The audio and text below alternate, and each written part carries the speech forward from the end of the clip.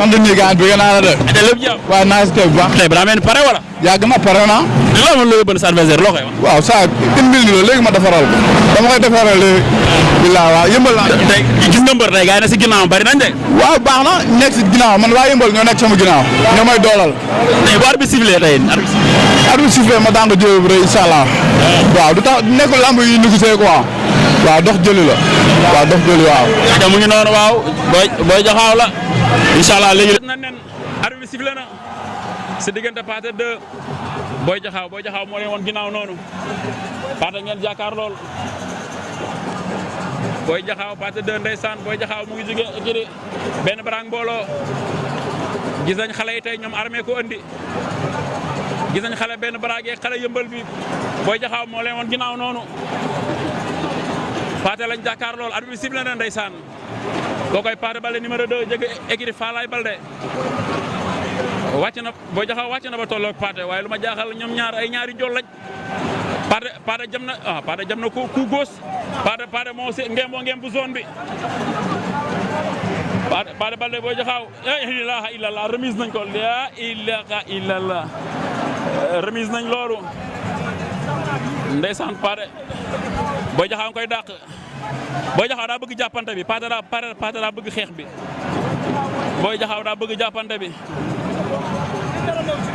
ndeysaan Pathé 2 booy jaxaw Pathé booy jaxaw war na ko ndomba fii la na ko war ko ndomba booy jaxaw daan na Pathé 2 jël ba amul benn werante ndeysaan booy jaxaw daan na Pathé 2 jël ba amul benn werante booy jaxaw daan na Pathé 2 jël ba amul benn werante booy jaxaw daan na Pathé 2 jël ba amul benn werante booy jaxaw ndeysaan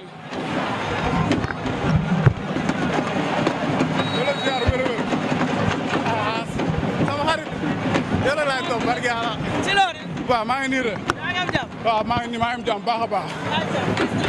waaw kontaan naa nag sa ndox bi nag moo ma dig de. école bi yaa ngi fàtte. non guddi ndox mi guddi ndox moo mayoon. yow sama xarit nga barke Seydina Mohamed. waaw maa ngi si jàmm baax a baax. Zé muy fa moo ñëwoon yoon bi.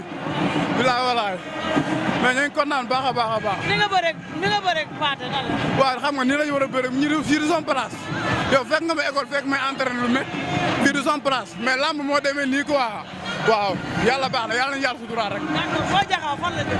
waaw samay morom waaw ngir yàlla dama la ko ñaan dalal ma plateau man dama la ko ñaan dama lay woo wër na yàlla man dama bokk si lamb billaay walaay waaw du nuyu sama grand bi Eumeu Sène man préfet daa bàyyi lépp ñëw barke Seydina Mohamed waaw maa ngi koy nuyu di ko ñaanal jàmm wér waaw Madou maa ngi lay nuyu bu baax a baax waaw di nuyu ñëpp waaw di nuyu sama staff boobu léegi ñoo ngi jàpp waaw mais ñan ñooy sa adversaire ñan nga war a bëreel. waaw grand combat bi booy maa la mun fii sa liiru wër na Alxuraan Karim ku daan soxla naa la booyoo noonu waaw ku daan soxla naa booy du sama morom sax mais lamb moo demee nii lamb xam nga boo nga doon champion yi foo nga daan champion waaw dañoo bokk si lamb jaajëf waaw incha allah